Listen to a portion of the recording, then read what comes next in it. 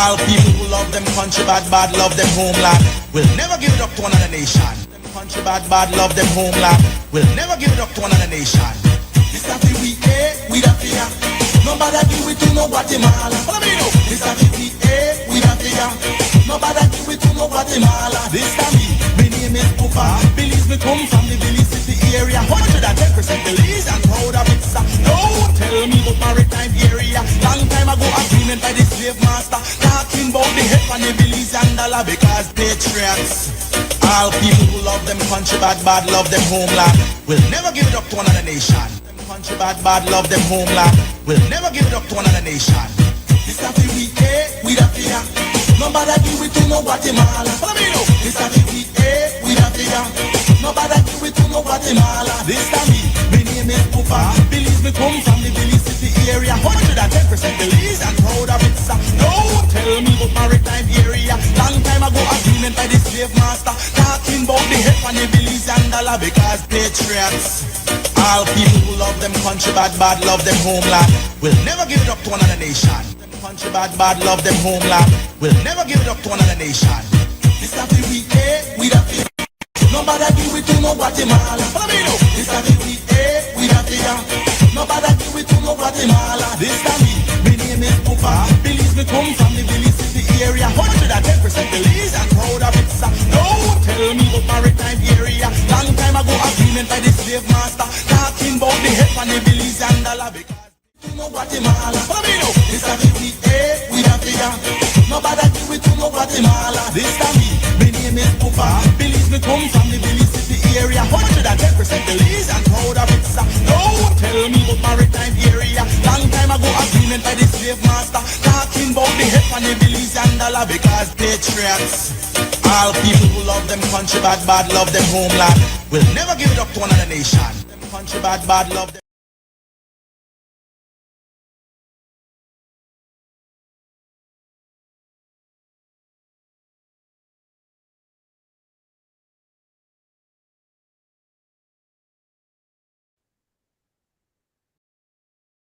Alexei.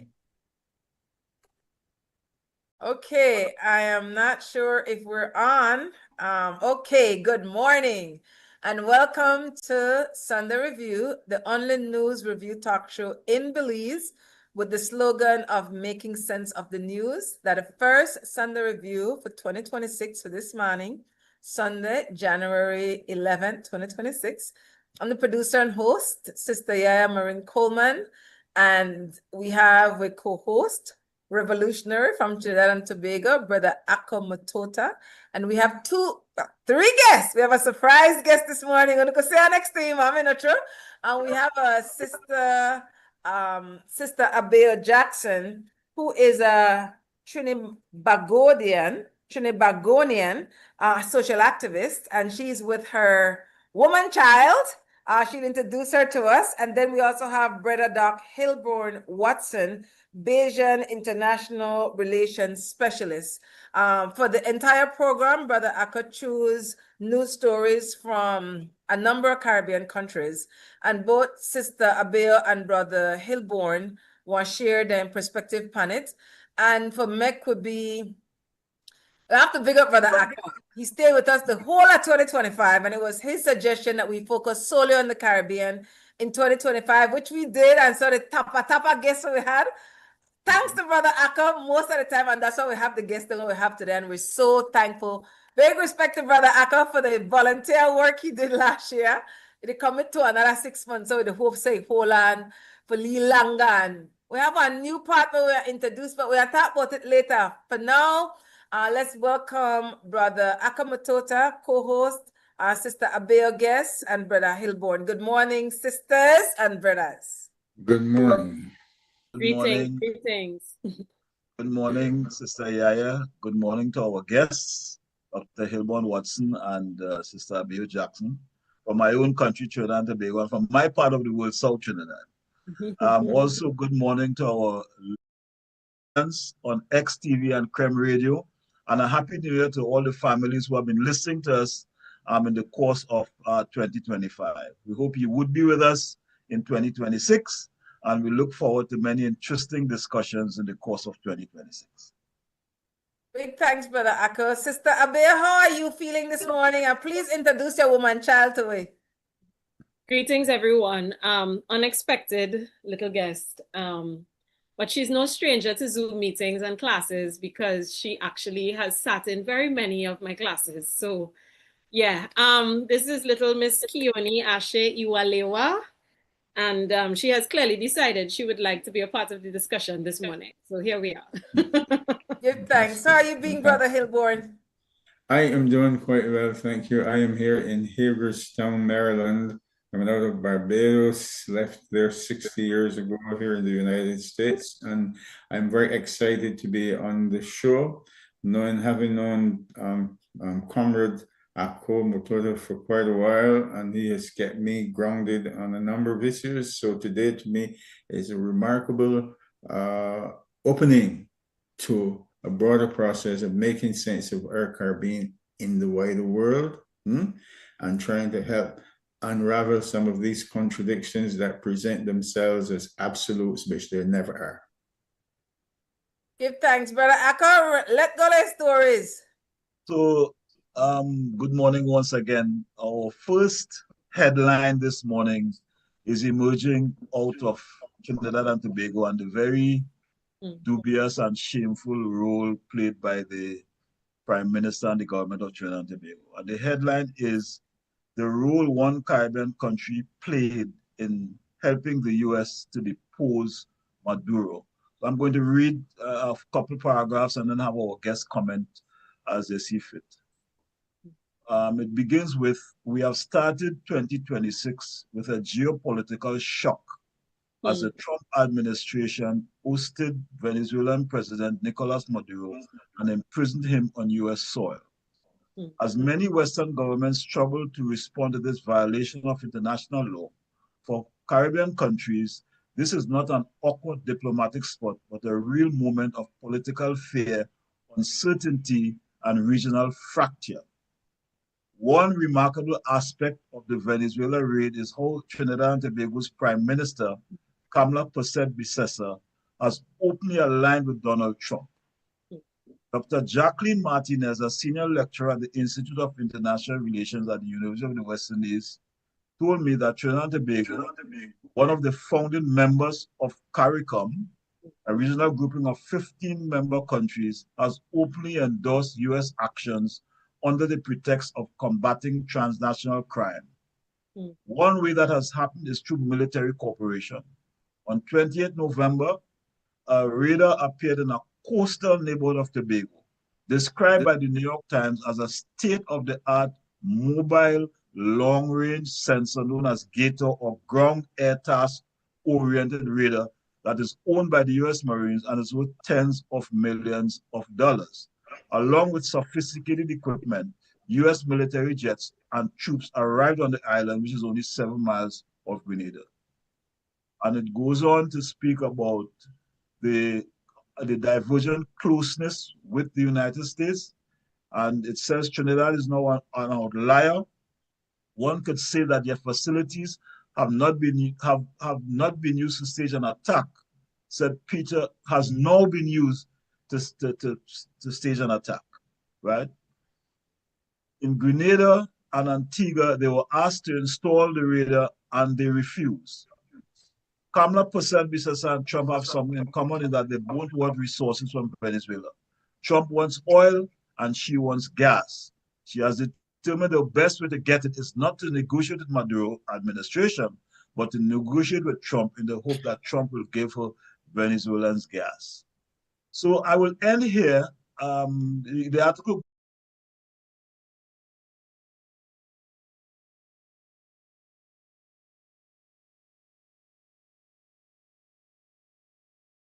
is in Trinidad, and maybe she can respond, and then Professor Watson can respond.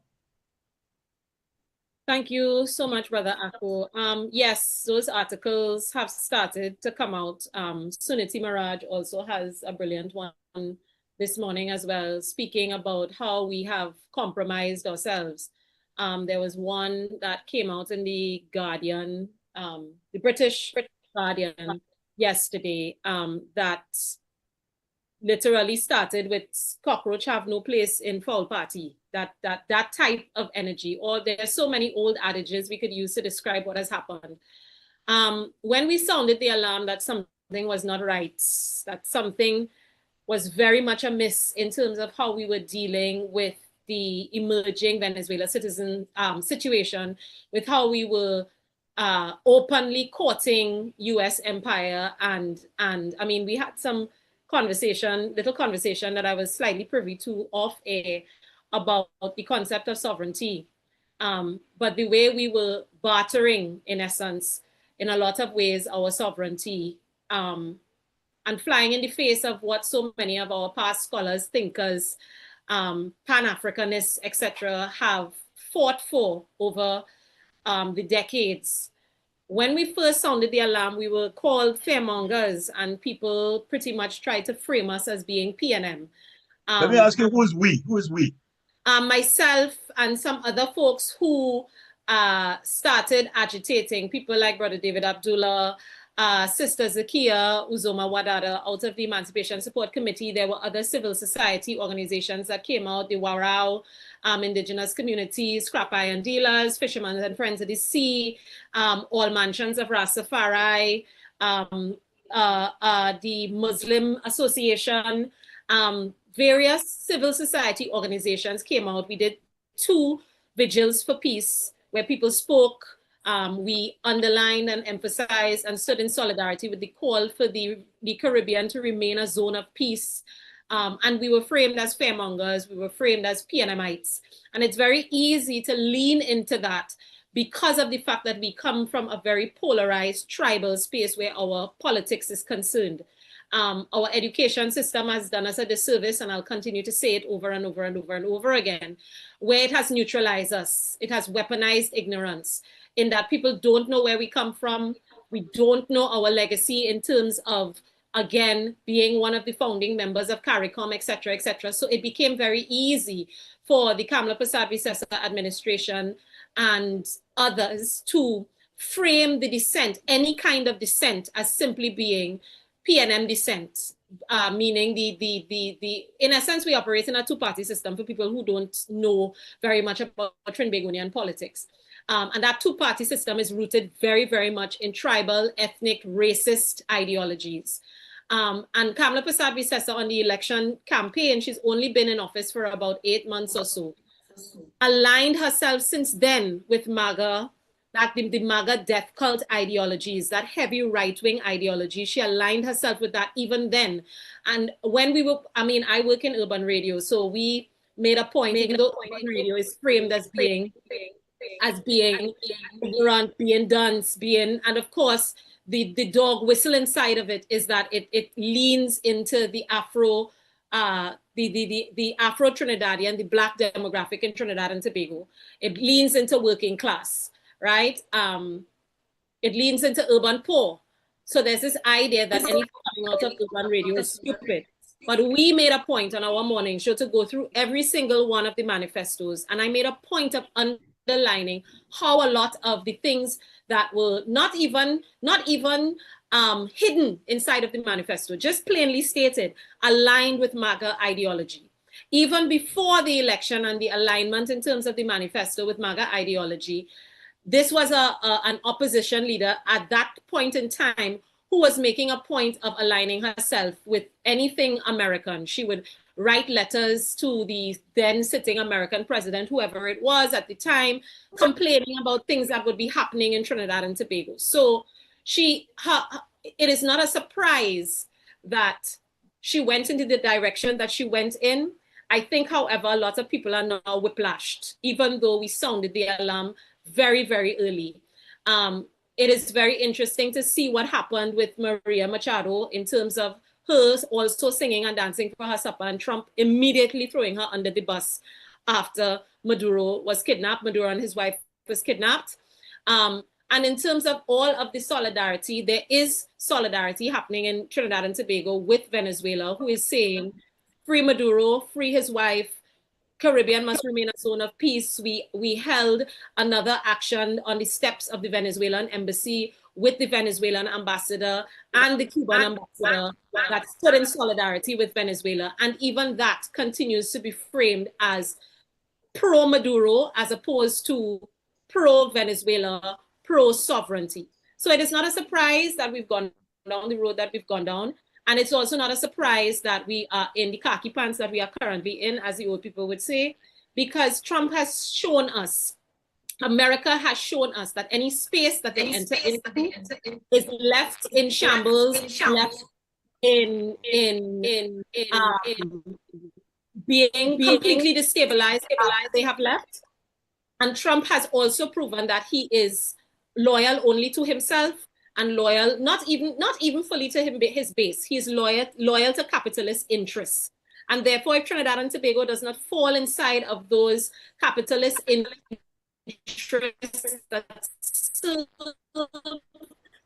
the American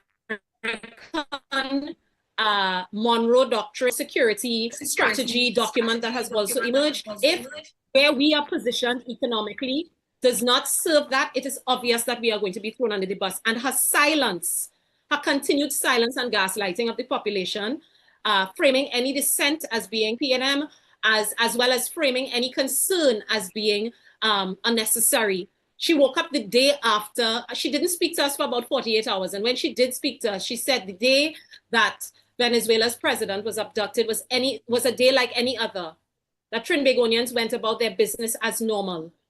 That's how she dismissed it. So we are in a moment in Trinidad and Tobago and the Caribbean, particularly in Trinidad and Tobago, where the resistance is building, the pushback is building. There is an assembly of Caribbean peoples happening on Tuesday at All Saints Church Hall, and will be Zoom linked to all those who are interested around the world. I'm very happy to share the link with you.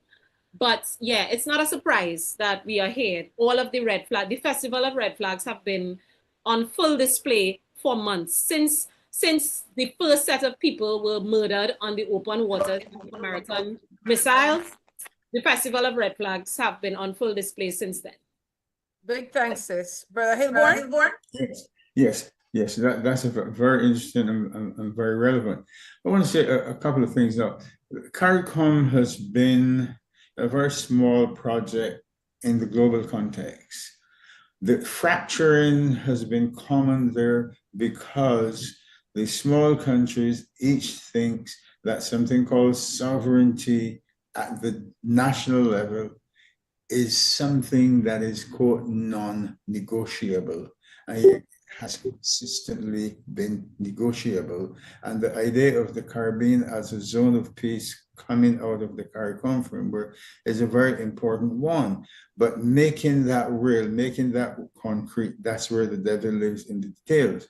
But if you look at the behavior of the Prime Minister of Trinidad and Tobago, and I'm listening to the Sista talking about the organizations of civil society that have been pushing back and constructing a different narrative, it is very important from the angle of fighting for popular power.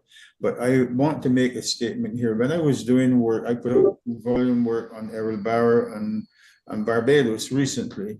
And Tom Adams, who was a Prime Minister of Barbados, made a very important statement from the floor of the House some decades ago. Adams said, when you've been colonized and submitted and submerged under imperialism, authoritarianism is the norm of rule, not only from the top, but within our societies. And he was making the statement about something that was happening in Barbados at the time of the Public Order Act, when the Black Power movement had been asserting itself.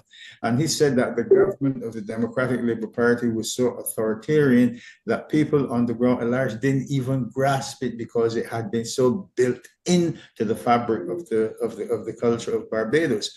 And then in the late 40s, early 50s, the British, knowing that their empire was in headlong decline and could not be restored, began to make some concessions to the territories in the British Caribbean so they could hold things in place. And Grantley Adams, who was the Premier of Barbados, came out and told the British, Be very careful how you grant self-government to these little islands, because the people are not equipped for the awesome responsibility of self-government. And he was an Oxford University educated man expressing such backward ideas, right? So Bessessar, my point here is that Bessessar and her regime exhibit the same kind of authoritarian centralism in dealing with this issue with the United States. That doesn't get the coverage that it needs, but the sister speaking has really touched on seminal issues. The popular forces in the country fighting for something different. And those who control these decisions at the level of authoritarianism label people as PNM and this and that and what have you, to take attention away from what is important. I think this point is very important for us to, carry on the discourse, whether it's Trinidad or Barbados or any one of these countries in the region. This is what is at the center of what we face. So there is the problem with CARICOM. Remember, there was an issue back in the late 80s, in the 90s, called the ship rider issue, where there was this drug interdiction of the US military, naval force entities entering into the territorial waters of the Caribbean countries for what they call drug interdiction. Here with Trump, you have shooting, fishing boats and innocent people and so on. And at the time, each Caribbean country, each CARICOM country kept insisting, we want to deal with ship rider, but our sovereignty is irreducible. So in other words, if one member country would say, let's move collectively on this, Barbados was talking, Owen Arthur, the irreducibility of our sovereignty. Jamaica, the irreducibility of our sovereignty. It's a lot of poppycock. It is a nominal descriptive term, but it doesn't at that level help us to get where we need to go. Bessessar says what? That CARICOM is an unreliable partner. From whose point of view? The issues are much larger, but the point, Akko made the point about Trinidad and gas out of Venezuela. Crude oil production in Trinidad, correct me if I'm wrong, Akko, has been declining for a long time. It is not just natural gas. Trinidad does not have enough oil, it seems to me, increasingly, to use its equipment for refining. It needs access to that from outside. Bessessar and her regime looks at this and decides Trump has something to offer us. The US has made it clear, whether Trump is the president or whoever might be, we have no permanent friends, only permanent interests that shift on the constellation of the global landscape, right? So that he would throw Mutota, this grifter, under the bus is not a surprise. And if and when the moment comes, he will do the same to Trinidad, because Trinidad's importance for him is contingent. It is not as strategic as it might seem to be, because just as the US had temporarily even shut down Roosevelt roads in Puerto Rico, as they recalibrated the Southern Command, here now, it assumes a greater importance as a move-off point, even to deal with Venezuela. So we have to keep clearly in perspective what we are facing in a moment of phenomenal global change, which the US would like to reassert something, as I mentioned earlier, about this thing called the Monroe Doctrine, and it cannot be done. What is happening in South America today with Brazil, from Brazil on the east all the way to the west coast of the Pacific Ocean, $50 billion involved with the Chinese to build new rail and other paths to move goods and services. This is what Trump is reacting to.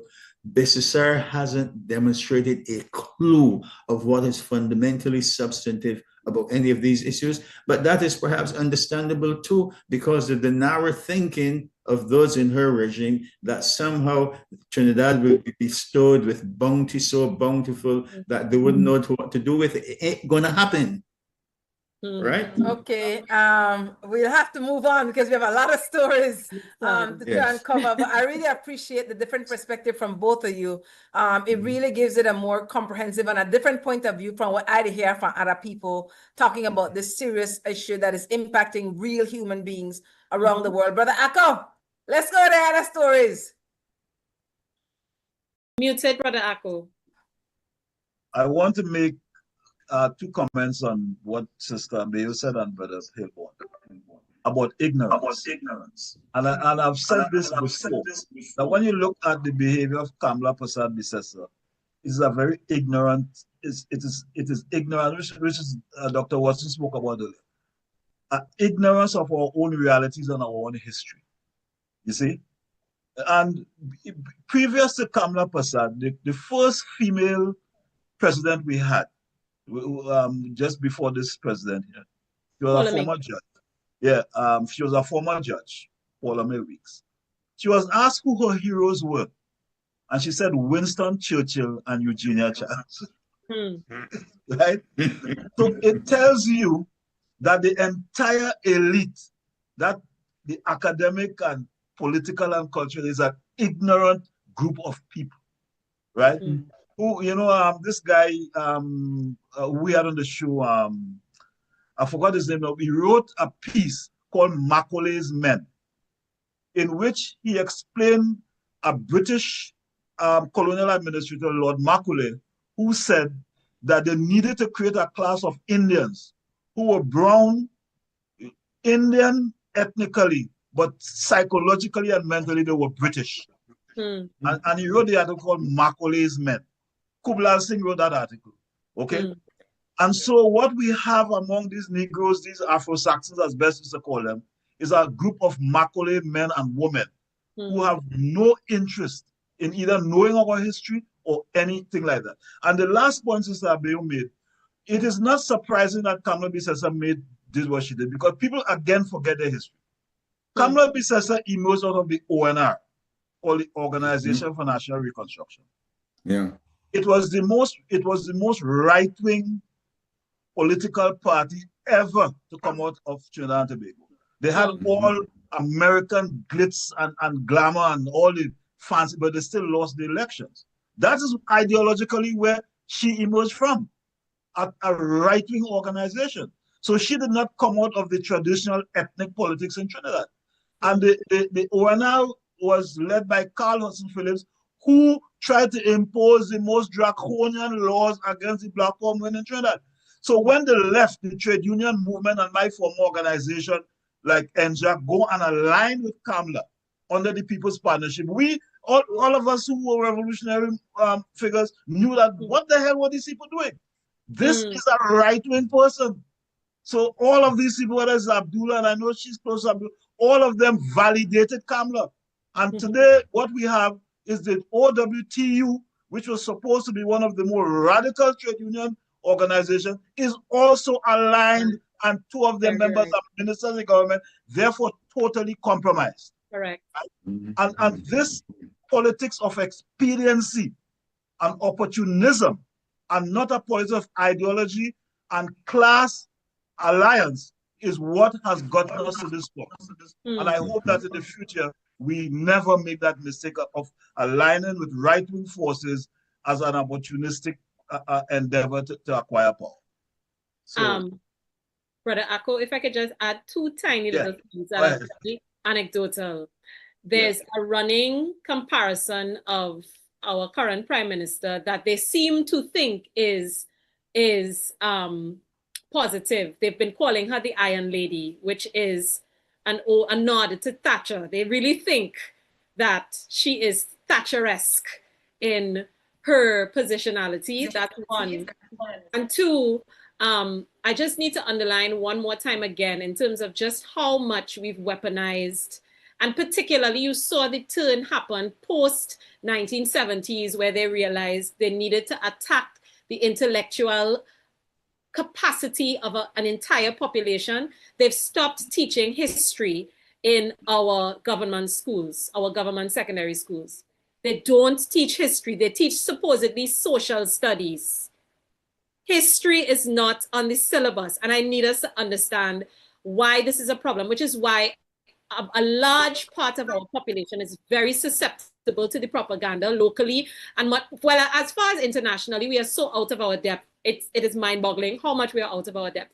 But they can't grasp it. They very few are able to grasp it on that kind of a level. They have to see it affect their real life lived experiences for them to be able to begin to understand why what is happening is a problem, as well as the other things that she's doing in conversation with what is happening on the geopolitical stage. Yeah. So we have another 2 minutes before we go to break. Go ahead, Brother Hilbourne. 2 minutes. Quickly. Now, Akko talks about Macaulay's men. You go to Barbados and talk to any senior civil servant, past or present, they will tell you the greatest man in the world is Winston Churchill, who was the closest thing to a fascist. This was the man who said, I have no qualms about using chemical weapons or biological weapons on the Muslim savages in the Middle East who were fighting against British imperialism, right? Now, Victor G. Kiernan, a Scottish historian, wrote a book called The Lords of Humankind. And he says in that book that with decolonization, say in the Caribbean, Africa, and whatnot, the Europeans were amazed at how easy it was for them to work with and get the support of the leaders of our people who they, the Europeans, had oppressed for so long. And they said, we succeeded in creating men who are black and brown in color, but very European in values. It is an undeniable fact, right? I just wanted to add that. So we bring Kiernan along with the folks talking about Macaulay and talk about Churchill. The only use I have for Churchill is, well, you know, he's gone. Big respect. Heights are first half hour. And I really would want the listeners and viewers to come back and listen to this segment over and over, especially because this is the mindset of political leaders, people in power and influence and wealth will look like we. We're called for we families. We're consistently to betray we, and at the same time, they influence the younger generation to do exactly the same thing what I do. And make we not forget the church, carrying the lead that it makes. Yes. So I take a break and we'll come back. Stay tuned to Sunday Review. Okay.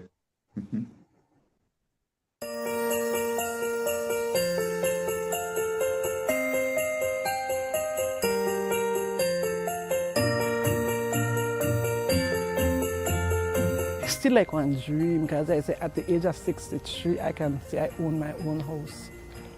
I can honestly say, and it get me weak. Before this, I was living on the mobile home, right? And then after a while, it started to go in and start to lock up and things. 1, 2, 3. Actually, I may give up. I used to cry and night time. I said, Lord, please. And there comes Miss Marin. I always say, if you're not serious about something, don't pray for it. Don't pray about it. And I ask my God, please lead the Good Samaritan to me. The housing program of the government of Belize, which is administered through the Ministry of Infrastructure Development and Housing, is definitely, without question, one of the best programs our government has to offer, providing an opportunity for Belizeans who are in need to own their own home. And so I'm very, very happy for Ms. Beverly Harris and her family. She has been asking for support and help with her home for a long time. And I'm very, very glad that with the kind support of the Ministry of Infrastructure Development and Housing, that we were able to get this done for her. I'm thankful. On a scale of 1 to 10, I give 20. I love it. I love it.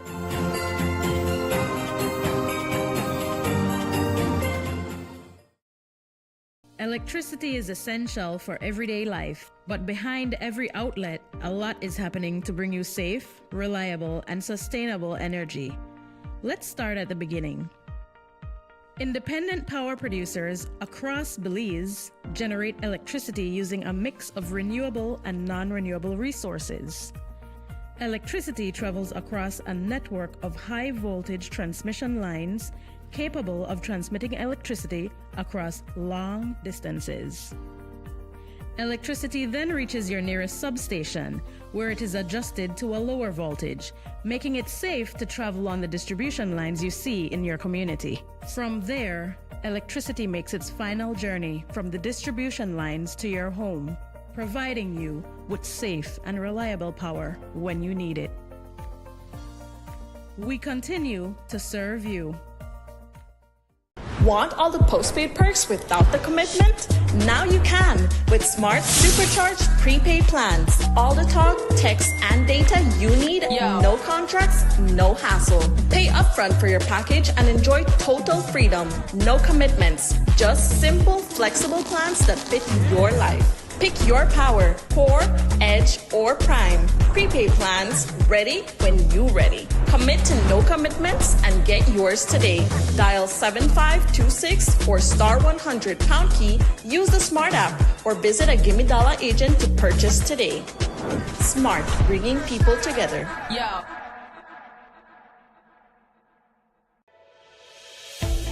Skip the trip to the bank and perform cash withdrawals at your neighborhood store with Atla Express. Withdrawals are now free, and customers can withdraw up to $300 daily. All you need is your Atlantic Bank Visa debit card along with an ID. Atla Express is easy, convenient, secure, and near you. Atlantic Bank, building the future together. Tired of replacing light bulbs? LEDs are what you need. LEDs last up to 30,000 hours. That's 30 times longer than incandescent bulbs, and up to 8 times longer than compact fluorescents. So less changing and less trash. Planet Earth thanks you. And the LED experts at Brothers Habet and Habet will help you find the best LED solution with colors for every room and mood, starting as low as $6.95. You can even get LED strips for home, office, and industrial use. So say goodbye to fluorescent tubes forever. And because they use up to 90% less energy, you save money. Money you can spend on other things.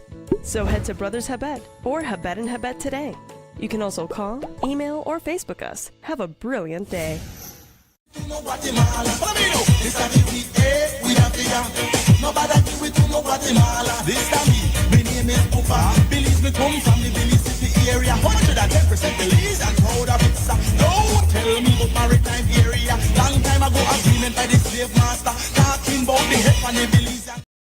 Second segment, Sunday Review with Brother Ako, Sister Abeo, and Brother Hilbourne. I'm not seeing us on the screen yet, and I'm not seeing us on my TV at home. There we go. We're on the screen now. And welcome back, Sister Abeo, Brother Ako, and Brother Hilbourne. I had to tell you, I wish you could have heard their story during the break, because they're juicy. But I think, Brother Ako, we're not talking about everything we talk about during the break, but you have to make the point quickly, Sister Abeo, the point where you make Brother Ako interject what he did about the West Indian cricket team. Quickly. I mean, us understanding, leaning into what Brother Hilbourne talked about in terms of sovereignty, and the fact that the fracturing of our internal spaces, our class stratifications that we like to lean into, mythical or not. And I say mythical because we like to talk about the middle class when it does not exist. But the people who are supposedly aspiring to middle classdom are the ones propping up the system. And we don't like to be uncomfortable. And we don't understand that radical transformation comes with being uncomfortable. And if we were to understand our sameness with the people that we like to feel we're just a wee bit better than, etc., when we don't agitate when their sons get killed on the coastline because it's them and it's not us, if we were to understand our sameness in our internal spaces and as a Caribbean bloc, then is when we would start to have some power in terms of being a real player on the geopolitical stage. And that's what the empire knows. That's why they're making a point of trying to fracture and make sure we have puppet governments in place, etc. Because they understand our power. We don't. They do. Respect, Brother Akan, what you say? I have no comment on that. West Indies cricket. Oh, no. I said that the achievements of the West Indies cricket team is the best example of why Caribbean unity is important. That we have achieved monumental achievements in cricket, right, for a very small region with very limited resources. And you know, if you look at the role of the Jamaican athletes, right, in terms of their will to succeed. So we have within us, right, when we are united, the capacity and the ability, right, to achieve great things, which is what I think is best said it. We have to look at our comparative strengths, or our comparative capabilities, and work on that to make sure that we create a space in the world that we can impact the world in a very positive way. Okay, next story, Brother Akko. So the next story is out of Belize, and I know you have a lot to say about this. It is a statement from the National Trade Union Congress of Belize, and the headline is the NTUCB equity alarm on proposed BTL acquisition, demands transparency, accountability, and protection of workers' pensions. The National Trade Union Congress of Belize voices profound concern over the proposed acquisition of SpeedNet by Belize Telemedia Limited, BTL. This transaction places the retirement of thousands of Belizean workers at unacceptable risk and threatens to undermine competition, increase consumer costs, and degrade telecommunication services nationwide. The NTUCB is particularly troubled by, one, the direct exposure of Social Security funds to speculative risk, given that the Social Security Board owns 36% of BTL shares. Workers' pensions contributions must not be gambled on a transaction lacking independent valuation, full transparency, and parliamentary oversight. The absence of a modern competition and merger control framework in Belize, which leaves the public unprotected from monopolistic practices, inflated prices, and reduced service quality. The failure of the current administration to ensure meaningful public consultation and to safeguard the national interest over private or political interest in this proposed consolidation. This transaction is not merely a corporate matter, it is a direct threat to the financial security of every Belizean worker and the affordability and quality of essential telecommunication services. We cannot allow a repeat of past failures where public funds were placed at risk without accountability. So this is the bit I would read from that particular article, and to state that it is part of the neoliberal agenda in which states are pursuing economic policies at the risk of workers and their nationals in these so-called investment schemes, which are nothing more than Ponzi schemes. But I would think that our guest, Dr. Watts, may want to begin on this to give us an insight into this, article. Pensions of Belizean workers in a so-called, telecommunication endeavor. Just before you do, Brother Will Hilbourne, and just to say, in addition, this has one of the media houses in Belize, the news director, Jules Vasquez, who people like leaked to for about 7 months, has been blasting the state about this proposed buyout without informing Belizeans or without it going before Parliament. And there are a number of red flags, being that the current Prime Minister of Belize, his family is in the telecommunications business. So his family stands to profit in the millions of dollars. And what is, the BTL board for meet Friday and sign off on it, but with Channel 7 consistent exposure in detail, that has been delayed because one of the major on the board of director for BTL, the sister-in-law to the Prime Minister, resigned Friday. Another one where the wife of a current minister, it is said, is in the process of resigning. So things, they crumble as it relates to the state. This has not gone before cabinet.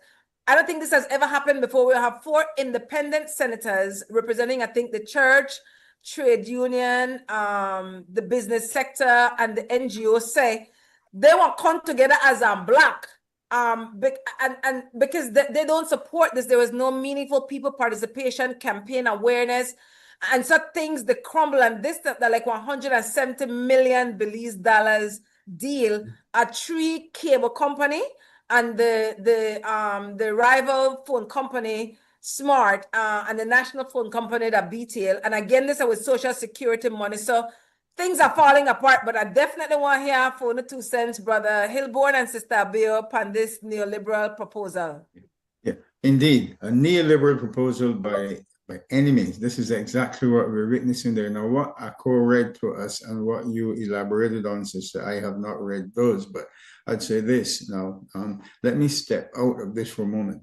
One of the big issues in the United States today is fundamentally questions about Social Security that people have paid into, for years and years, and then they come to receive some kind of benefits. In this country, they're not taxed up front. It's when you start withdrawing that the taxes are withheld.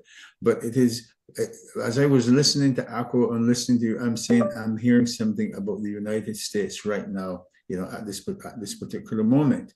And it is clear to me, if I were to go back, and let's step back a bit with this experience, going back to the 70s, when the US or the industry was demonstrating all four expressions of crisis, you had about 750,000 workers who were assembling 17 million vehicles a year.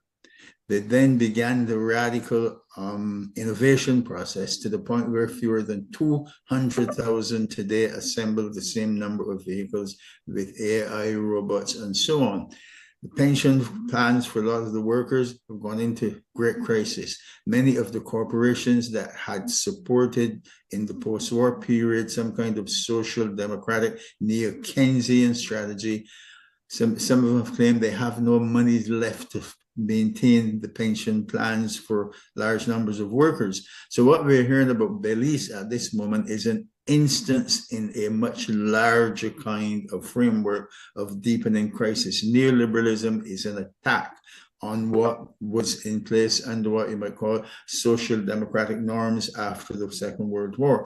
This process has not come to every country with the same speed or intensity, but now for Belize, there is evidence based upon what has been reported by you, Sister, and Akko, of an onset. And it should not surprise us, right? But clearly you can see how it is working through what I call the top-down social control formation with authoritarianism at the center. And there has to be, resoluteness. There has to be a battle to fight against this. How it plays out on the ground in Belize might be a somewhat different matter. But I'm just trying to suggest that we put it in a broader perspective so we don't particularize it to the point of isolating it from wider, challenges and changes.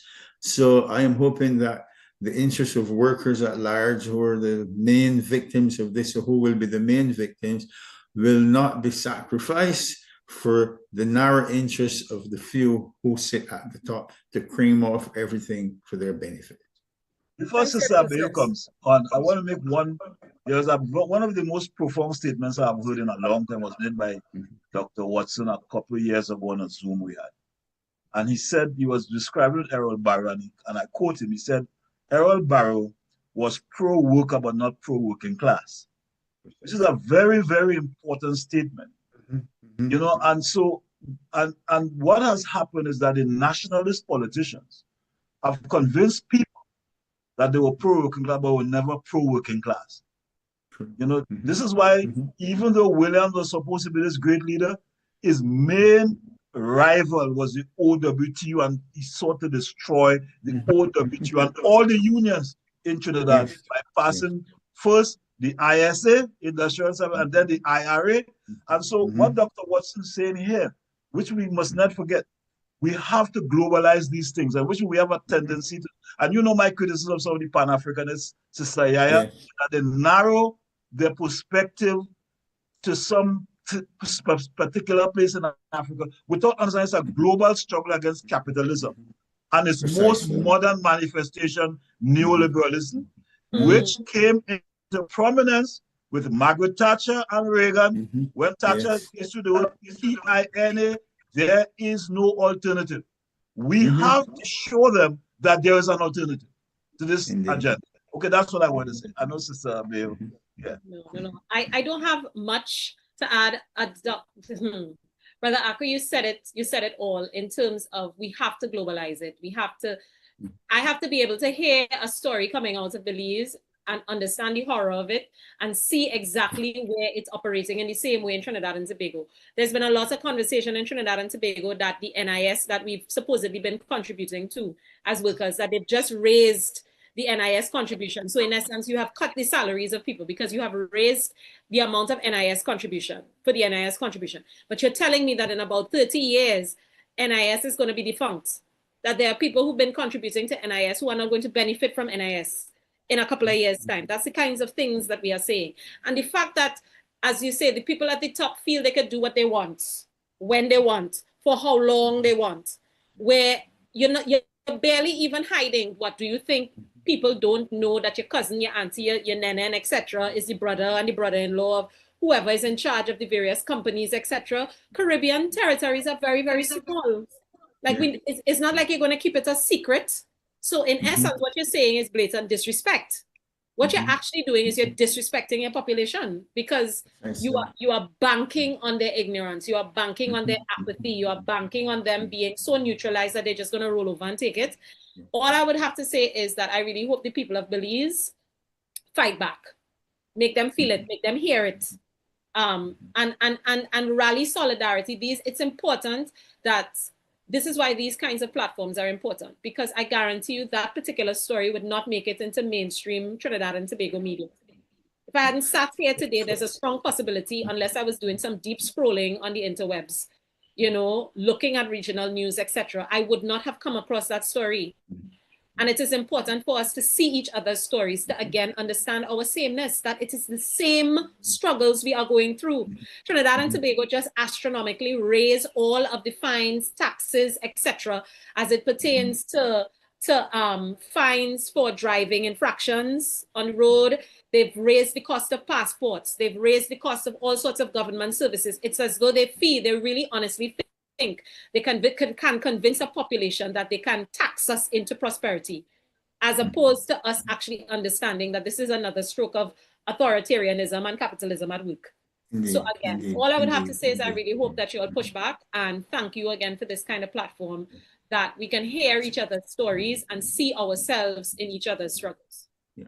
Can I make one quick observation? Yes, Ako did refer to Errol Barrow making the statement, and he's correct, but it was Frank Walcott who was the head of the Barbados Workers Union, the Omnibus Union.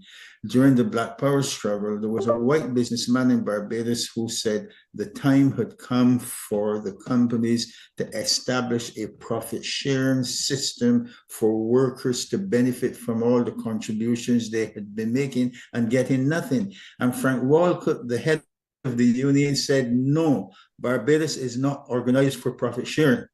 Okay? And he opposed it vehemently. So think about that from the angle of the interest of the working class. Pro the worker at the point of production, working conditions, an increase in pay here and there, but not a working class commitment at all. And this has been across most of the Commonwealth, Caribbean and beyond. I have never heard that quote before, but that's a mouth full of wisdom, and I think we really need to hear it. That them people not into we as a group of people, and for be clear, with capitalism that we there at the base of this pyramid. Once we unite as a black, the top will collapse, and it's already collapsing. Let's be clear. That's one of the issues of the United States right now. It is collapsing. I was listening to Al Jazeera this morning, and someone said in one of the commentary that what's happening in Venezuela is not a regime change, because the same government is still in place. That they kidnap the man and then they exploit the people, or then they attempt to for their natural resources. And I know that was one of the things that initially me and others been talking about, that our regime change, but for be clear, that it's not. But Brother Akka, we only have 8 more minutes. minutes into this segment. You want to add another story? Yeah, well, one comment I want to, just on what you said. When Evo Morales of Bolivia was taken out of power through constitutional arrangements and so on, the man who was supposed to be his second man, alliance in his party, was the man they wanted to put in place. And a commentator made a very important statement. He said, it may be Evo's party in power, but it may not be Evo's project that is being pursued. Because Evo Morales' project was a project of the peasants, the workers, the indigenous people. So even though the person was from his party, it didn't mean that the project that Evo was committed to, that guy, and that is a politics we have to understand in the Caribbean, that especially the left, that there are people in the left, in the end, they lost power after 20 years. You know what I mean? So I wanted to make that point. The next article I want to read is from Guyana. And it is also a similar headline from St. Kitts. And the headline is Guyana nearing pact with the US to accept third country nationals. The governments of Guyana and the United States are nearing an agreement for this country to receive third country nationals who are either refugees or non-felons, with Georgetown having the right to refuse any of those proposed. We have been in productive discussions on a framework of understanding which is consistent with our national priorities and needs and supportive of USA objectives. These discussions are ongoing, Foreign Secretary Robert Possard told Starbrook News yesterday when contacted. A source explained that in Guyana's case, the persons coming here would be skilled non-felons who have chosen to come of their own volition, having been given by the US a list of countries to choose from, as they did not want to return to their home state. The option may also be given for the persons to return to their home countries at any time. It is not a case of force on us. The onus is on the government of Guyana to accept or not accept those persons, a source explained. And as I said, the similar is happening, thing is happening in St. Kitts. I saw that this morning in St. Kitts. And I wanted to have the guest comment on this, because this seems to be a pattern of the US repatriating people it consider undesirables or people it doesn't want. And our leaders do seem to understand the risk from the national security and social cohesion and all of these kinds. So I want to hear the take on our guests on this particular issue of the repatriation of foreign nationals to our territories. We have 5 minutes. Okay, so I watched a video last night, and this was about the US position on terminating citizenship for persons who are not natural born Americans. And they were focusing on Jamaica, saying that through the civil process, anything you did in completing an application for citizenship, even for residence, in which you made a mistake or you entered information that was incorrect, you could be put out of the country, simply shipped back to the country of origin. Now, this and the points that Akko read about Guyana and St. Kitts, and I thought I had been reading something about Dominica in that regard as well. For the US, this is part of the MAGA project of Make America White Again, which it never was fundamentally, right?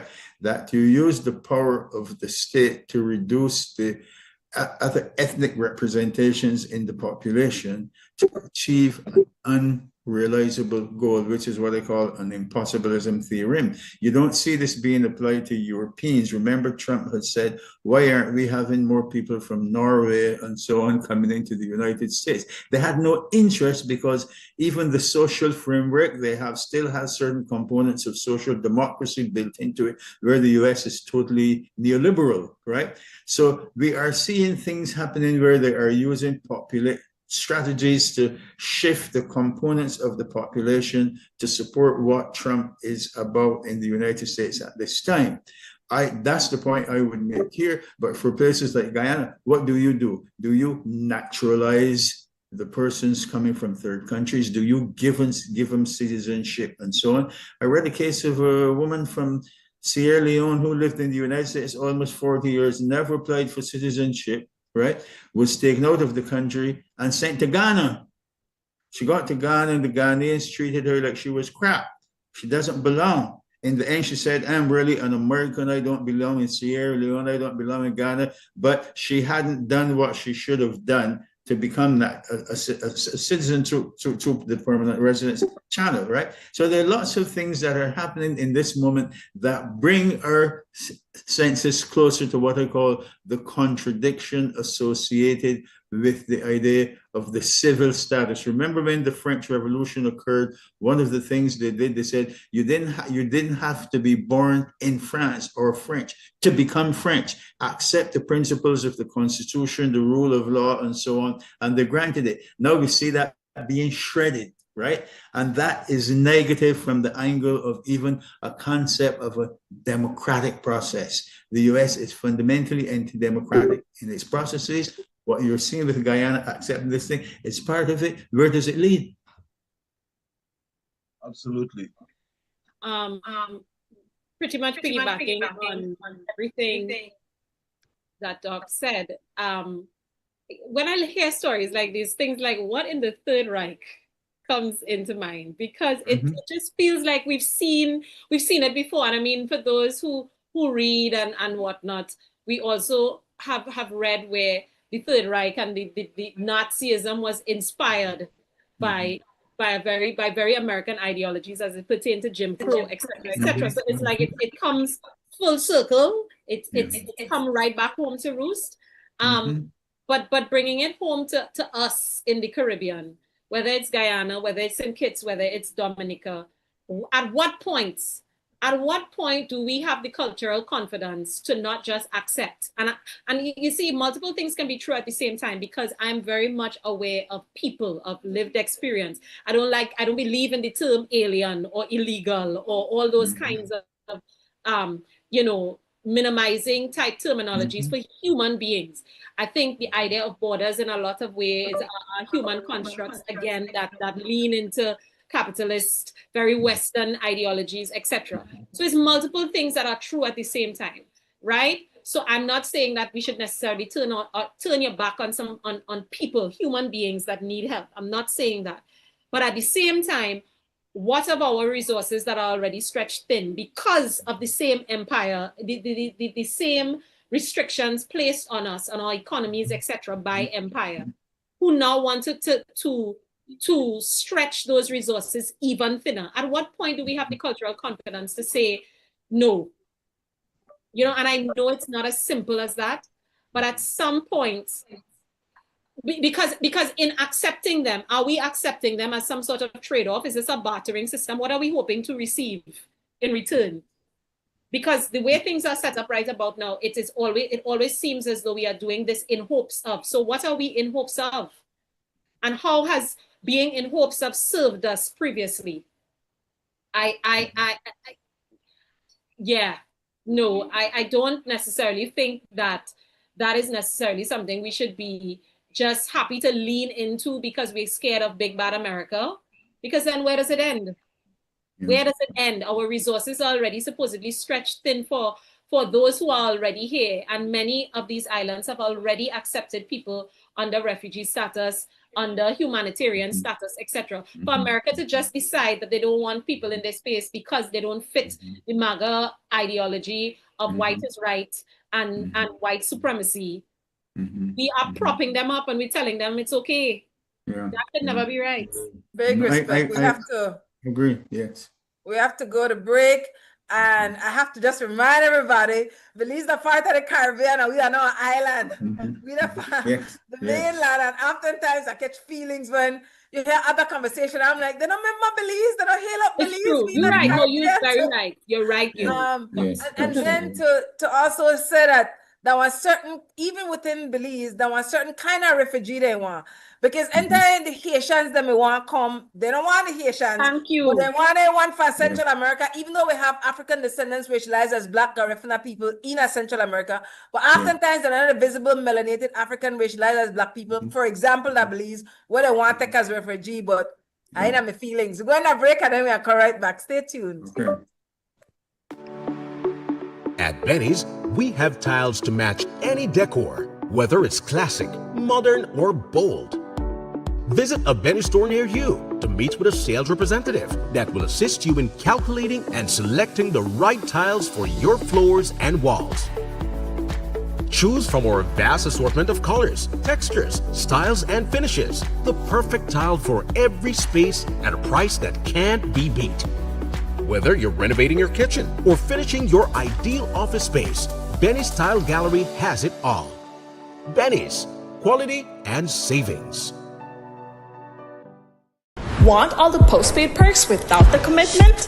Now you can with Smart Supercharged prepaid plans. All the talk, text, and data you need. No contracts, no hassle. Pay upfront for your package and enjoy total freedom. No commitments. Just simple, flexible plans that fit your life. Pick your power, Core, Edge, or Prime. Prepaid plans, ready when you ready. Commit to no commitments and get yours today. Dial 7526 or *100 #key, use the Smart app, or visit a Gimme Dollar agent to purchase today. Smart, bringing people together.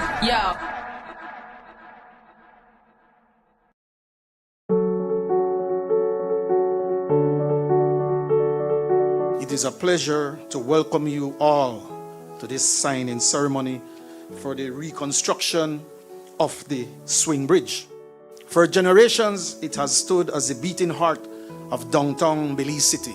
Over the years, the swing bridge has evolved into a prime tourist attraction and a symbol of Belize's rich history.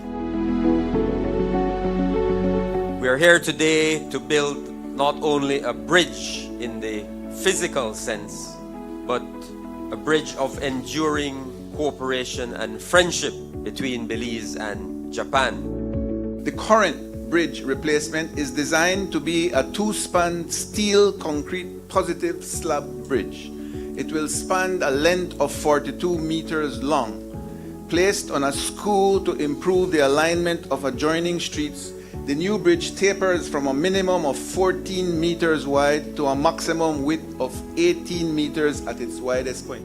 The agency has defined the division of work between two offices, and I, as a chief representative, has hold the responsibility of signing the agreement, while all the operations in Belize are managed by JICA Belize office. People-to-people exchanges between Belize and Japan are extremely active. This time, a physical bridge will be built between the two countries. We value this collaboration and the expertise being brought to this process.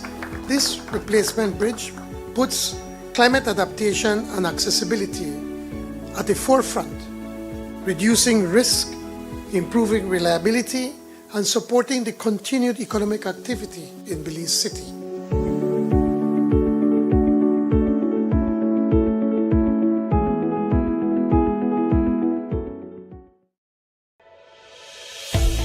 Skip the trip to the bank and perform cash withdrawals at your neighborhood store with Atla Express. Withdrawals are now free, and customers can withdraw up to $300 daily. All you need is your Atlantic Bank Visa debit card along with an ID. Atla Express is easy, convenient, secure, and near you. Atlantic Bank, building the future together.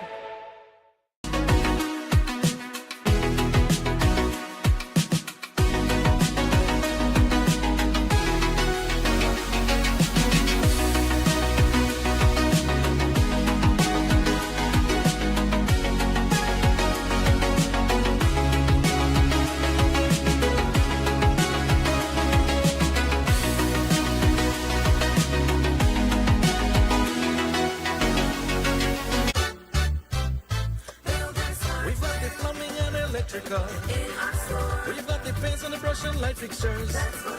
We've got steel, cement, and tiles galore. We've got everything in that store. We've got windows and doors just for you. We've got sheetrock, plywood, and hardwood too. Tools for gardening and the great outdoors. We've got everything in that store.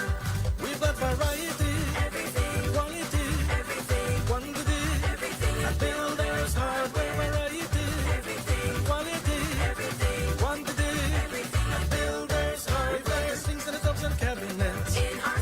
We've got the nuts and the bolts, so don't forget. We've got service with a smile. We've got everything in that store. We've got variety, quality, quantity, and builders hardware variety, and quality, quantity, and builders hardware. For builders who build with a passion and skill, go to builders hardware. No Guatemala, this a me, we a figure. Nobody give it to no Guatemala. This a me name is Pupa. Belize me come from the Belize City area. 110% Belize and proud of it, sir. Don't tell me about maritime area. Long time ago agreement by the slave master. Talking about the head on the Belize and dollar because patriots. All people who love them country bad, love them homeland. Will never give it up to another nation. Country bad, love them homeland. We'll never give it up to another nation. This is we the fear. Nobody. Sunday review, Brother Akka, go ahead. So, again, the headline from this has to do with Venezuela. It's called Reimposing Democracy in Venezuela, a quote unquote, decoding Western propaganda. So I will read a bit on it, okay, and then we could discuss it. Washington's unprovoked aggression against Venezuela, the likely coming ground attack, an attempt at reimposing, quote unquote, a proud staple democracy in the country, in the words of the U.S. front surrogate Maria Corina Machado. When you decode the meaning of those words and the pretext put forth for U.S. aggression, you will find a remarkable culture of terrorism and gangsterism on display. Let us take a look. The initial pretext was that Venezuela was an exporting narco-terrorist state. The knowingly fraudulent story did not merit even laughter by the U.S. intelligence agencies and the DA. In the DA's most recent report, Venezuela is mentioned in only a single paragraph. In fact, Venezuela did not even merit a single mention in the 100 pages long 2025 UN World Drug Report, just like the EU's own annual drug assessment report. Nevertheless, Western media still incessantly report the fabricated charges without comment, while omitting the conclusions from Western intelligence, since it reached the wrong conclusion. The civility could not be more startling. US propaganda then had to shift its main focus back to its table. Maduro the dictator must be removed. Maduro ramps up repression in Venezuela. Noted CNN, which failed to mention that the country is after all under multi-pronged attack by a superpower. CNN did not mention either that no opposition funded and directed by a hostile superpower would ever be tolerated in the West. Best friends like Egypt, Israel, the Philippines, and so on. Countries that routinely murder, not just imprison the opposition under far less onerous circumstances. The thought that such opposition would parade the capital calling for the overthrow of the government in any of these states is plainly absurd. However, that is exactly what happened in Venezuela with the CIA-sponsored figurehead Juan Guaido in 2019. It is Venezuela alone that must live up to such standards. The idea that democracy promotion could be the real motivation behind the hostility is too ridiculous to even merit a comment. After all, the West lends its full support and sends hundreds of millions of arms to ICJ and ICC indicted Israel and Saudi Arabia, which doesn't pretend to have elections and Egypt and so on. And I will stop here because I think the message is clear on the issue of Western propaganda and the so-called imposition of democracy. So our guests can come. Before our guests comment, it is one of the things that a lot of people are finding challenging. How do you know what is accurate knowledge and what is propaganda? How you know? Go ahead, Sista.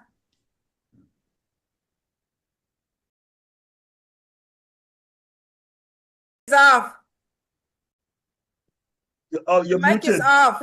Sorry, my bad. I took it off because I was and I, while Brother Akko was reading. I will say reading is essential. And I know sometimes that can sound elitist because people have access to certain resources. And not just in terms of access to the reading material, but to even know that they've been robbed of the right to knowing. Sometimes people don't know that they don't know, you know, and that is the biggest thing. And that's what makes them very susceptible to propaganda. But if you read enough, if you become even the most pedestrian Woodford Square-esque type student of history, you would understand patterns. History is patterns, a lot of times repeating itself. History is patterns repeating itself. As the article drew reference to other spaces where other things have happened, and how the US operates in spaces that it chooses to privilege over others. Anybody who has done any kind of paying attention to this situation knows that the inconsistencies in the stories coming out of the US has been very, very clear. At one point in time, they trotted out narco-terrorism, which is the first cousin to the war on drugs. And at one point, they were talking cocaine. At another point, they were talking fentanyl, neither of which Venezuela is said to be a major producer of. Any involvement Venezuela has in any kind of drug trade, that drug does not go directly to the United States. The drugs coming into the United States primarily are coming from Mexico, et cetera, et cetera. These are things that you can read. These are things that are there in all of the reports that we like. Now, mind you, also have to be mindful of the reports and the supposed watchdog bodies that reports are coming out of, because all of them are locked into empire as well. However, the point is the information is there. Venezuela's main transgression has been its independence. The fact that it has had the nerve and temerity to be a potentially successfully thriving socialist nation. That's because capitalism cannot allow socialism to thrive in a particular space because then it presents an alternative. It presents a viable alternative. Venezuela, who is natural resource rich, this idea that America needs to dominate the Western Hemisphere, well, then obviously it needs to dominate Venezuela, since Venezuela is sitting on what is purported to be the largest oil reserve on this side of the hemisphere. It is obvious. They have not hidden it. The Monroe Doctrine, in terms of this supposed God-given right to go out into the world and dominate spaces and carve up the world the way they choose to, it is there for all of us to see. So it is laughable at this point to me. But again, I understand my privilege and where I am coming from in this space, and the knowing that I may have that other people may not necessarily have yet. But it is laughable to me, anybody who is still trying to position this as narco-terrorism and war on drugs. And this is where Kamala Prasad-Bisesa again enters the chat, because she tried to position a domestic issue with crime and criminality, which is actually a issue of social, it's a social issue, social lack within this space. And historical colonial legacies. If I may interject, I may just support you. It's a policy failure. Thank you. It's policy failure. Come on. And what they are doing is their incompetence. That's why I call these leaders in the Caribbean kakistocratic leaders. They are kakistocracy. People who are incapable of good governance. So I'm sorry to interrupt, but it's a policy failure. Correct. It is policy failure, and a lot of that policy failure, sometimes I wonder if it is not purposeful, because we're still operating as a plantation society stratified according to the plantation because it has served financiers, it has served the status quo.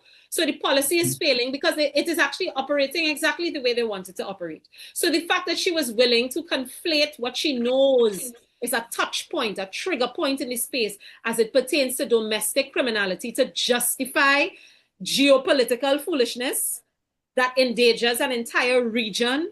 It's laughable, but at the same time, unforgivable that she would do such a thing. But again, we understand where she comes from, as well as not even just how she emerged in this space, but we also understand the last 10 years of her legacy. And right about now, this is a villain arc to beat all villain arcs. This is her trying to concretize her legacy within this space. And it's a very selfish exploit. Selfishness beyond.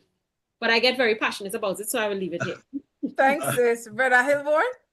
So, yes, as I was listening to the sister and to Akko, it occurred to me that information, the production of information is a commodified process.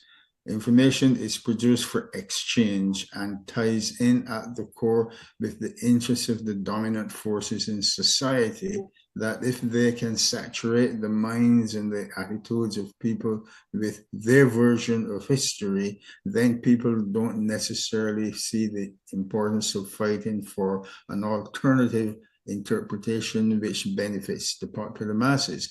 So the commodification of information and what Noam Chomsky and Herman called the manufacturing of consent. Consent is manufactured. This brings us back in part to Fanon's cognitive dissonance, right? So we look around and as I say these things, I am reminded of something that Jeffrey Sachs said about 5 days ago. He said, I have advised governments around the world, about 100 governments over time, and I can tell you that all governments lie. He said those that call themselves superpowers tell super lies all the time, right? So we should take nothing, for granted. But if you are going to rule over a society of large numbers of people, how do you bring about a sense of purpose from your vantage point? I was having an exchange with a guy in Barbados some days ago, and we were discussing an article that was published in the working papers on the ASCR at Mona, Jamaica, decades ago, a guy named Louis Lindsay, a Jamaican, and he was talking about how the political parties there seek to mobilize people around their party agendas while depoliticizing them. So what does that mean? They bring forward a populist ideology that is vacuous and largely empty from the vantage point of the working classes of society, put it out there, and then you become like a tribal element for the JLP versus the PNP. And once they get you to fight around their ideologies, you don't have the vision of the requirements of society for improving and transforming the quality of life of the broad masses of people. That consensus, which is manufactured, which is constructed then to serve their interests, works in what you might call anti-democratic ways. But I'm always careful about using the term democracy in any of these contexts, because there is no democracy in general. The bourgeoisie has an idea of what democracy means. The working class must have a different idea of what democracy means. But if the platform, if the foundation is set for constructing what Slavoj Žižek calls a non-negotiable ground zero of freedom, and the metaphor here is if you are going to build a high-rise building or a skyscraper, you don't wait until you have constructed 10 floors beneath for parking, come to the ground level to step out onto the street, discover you have made a mistake, and decide that you can go back and tinker with that to get what you want. The underlying point here then is our societies are not founded on the principle of freedom of justice in any real sense of the term. You can't have any of that where the ongoing efforts, whether here, Trinidad, wherever, is to increase the separation of the broad mass of the people who become the productive laborers from their means of production, subsume them under the requirements of capital, alienate labor and power, and then build notions of freedom, justice, democracy, equality on the right of capital to exploit labor, sanctioned by the state and the political process, right?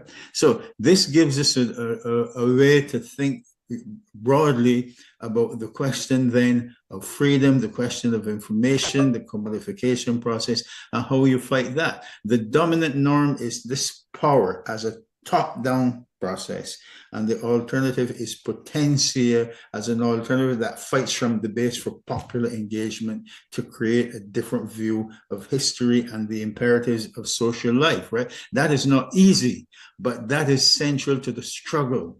The struggle to be waged, sometimes it seems very abstract, but fundamentally it becomes concrete at the site where the struggle is being waged, because we need concrete analyses of concrete situations.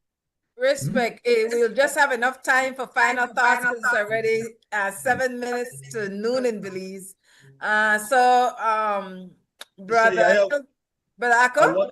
I want to read one thing. I think it's important that we read this. One second. Yeah, I think it's important that we read this piece here, right? It's from Cuba. It's very important. And it's called Honor and Glory. From Grandma, and it says, I'll read it. Victims of the new criminal act of aggression and state terrorism perpetrated against the sister Bolivarian Republic of Venezuela by the United States, 32 Cubans lost their lives in combat after fierce resistance. They were carrying out missions on behalf of the Revolutionary Armed Forces and the Ministry of the Interior at the request of the counterpart agencies of the South American country. And the names of they give you some of the names of the officers who died. Major Valdos, Major Terrero, Major Tabares, Captain Tabares, Captain Tamayo, Lieutenant Lopez, Major Cabrera, Major Pereira, and Captain Aporte. Those are 12 officers who died in the attack on Venezuela. So I wanted to read that because this is not the second time or the first time Cuban blood has been shed in struggle. And we know about in Africa. And so I wanted to read the names of these officers who were killed in, murdered. As someone said, they were not killed, they were murdered in Venezuela while defending the Bolivarian process. That's why I wanted to read that. So. Big respect, Brother Akko. Sister Abeo and Brother Hilbourne. Again, thank you so much for having me. I've learned so much as well. It's always fantastic as a creative, and I always use the term fledgling academic myself to be in the presence of, people like your good selves. I want us to bear in mind, again, that a resistance has to come out of the ground in the Caribbean. And it has to cross borders. It has to operate in multiple spaces at the same time, and understand the power of the bloc, understand the power of diaspora. That's where we are right about now. There is something happening in Trinidad and Tobago at the moment that is undeniable, but there has to be a ripple happening across the Caribbean. It was one of the things that made me activate in the first place. Yes, my love, could you give me 2 minutes? Okay. It was one of the things that made me activate in the first place, where people were asking in the comments, where are the Trinidadians? Where are the Trinidadians? Why are Trinbagonians not saying anything? And it was one of the things that prompted me, even though I was already inclined, it was one of the things that prompted me where I said, if I had to stand up by myself, I would stand up by myself opposite the embassy fortunately, I didn't have to stand by myself. And there were other like-minded people in the space. What we need now are more like-minded people, not just in this space, but across the Caribbean, to say no to imperialism. First, understanding what we mean when we say imperialism, capitalism, neoliberal, liberalism, all those things. What do those things mean and how do they operate in our real lived experiences on a daily basis? And we would understand how very same we are across the territory, across all of the island states, across all of our territories. I mean, not say islands because Belize, you understand? So that's what I really want for us. I also want to continue to offer strength and solidarity to the people of Venezuela. There are those of us in Trinidad and Tobago who stand with you. It was an honor to stand next to the Venezuelan ambassador on the steps the day after, 2 days after the kidnapping of Nicolas Maduro, and I will be signing the condolence book at the Venezuelan embassy tomorrow. Sister YaYa, Brother Akko, anybody who wants me to sign your name on your behalf, even though you're not there, please let me know. I will be more than happy to do that on your behalf. Yes? Sign my name. Big thanks, sister. Big thanks. Yeah. Brother Hilbourne? Yes, yes. No, yes, indeed. I agree with Sister on these fundamental questions. Abeo.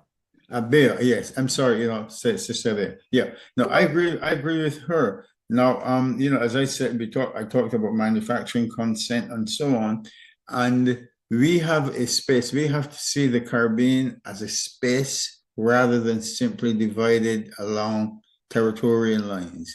We inherit something from history, which is Belize on the mainland, Guyana on the mainland, and the others are islands, some are like peaks of mountains and so forth.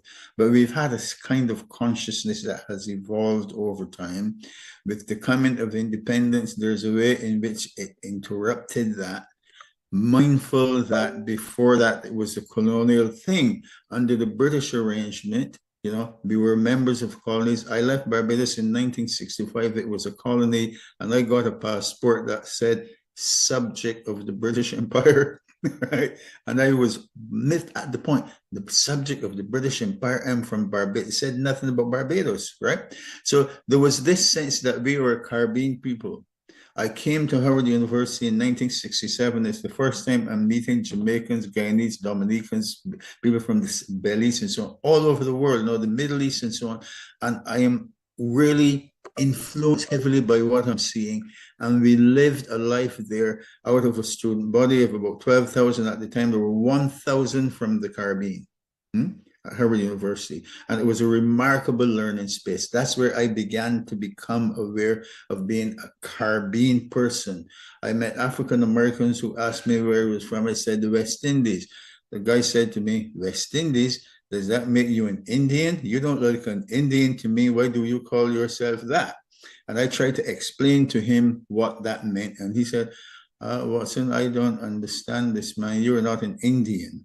Right? It was a sense of being from a place that evolved and developed over time and gave me a sense of a feeling of being, so to speak. And we're at the point now where, with Venezuela in mind, yes, the solidarity with Venezuela and the Venezuelan people.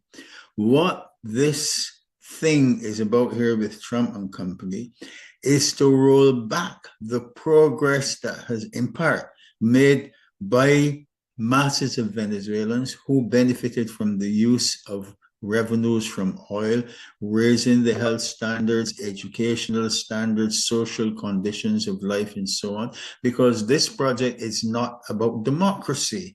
They use the term very loosely in a very vulgar kind of way to convince people that Venezuela stood as an evil force. No, nothing to that point.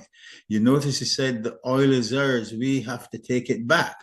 Well, the Cuban Revolution came to power 1959-60, and what did the Cubans do? They nationalized resources and they deposited in the National Bank of Cuba funds for the people who operated those resources in Cuba based upon book value estimates. And the American company said, no, you have to pay us at market prices. The Cubans said, no, you have never paid one dime in taxes to the state of Cuba at any time based upon market value, book value, which was much lower. And the funds are still there in the Cuban bank. They won't take them. That was when Eisenhower and these guys, the Dulles brothers, one from the United Fruit Company, the other, there was State Department. And they actually argued Cuba must be punished for having nationalized. This is what we're witnessing at a different moment in Venezuela, going back to Chavismo, saying, yes, that is ours, we deserve it, we have to take it. Well, that is something we have to find ways to keep fighting against, and one way is to express this solidarity with the Venezuelan people. I am 100% supportive of them. I don't buy this rubbish about Venezuela being what they want to make it to be, because you have to bring that narrative to the population in the United States, and many people will suck it up, though they know that they don't live as beneficiaries of any substantive democracy. Big thanks, Brother Wilbourn. Final thoughts, Brother Akko? Your mic is off.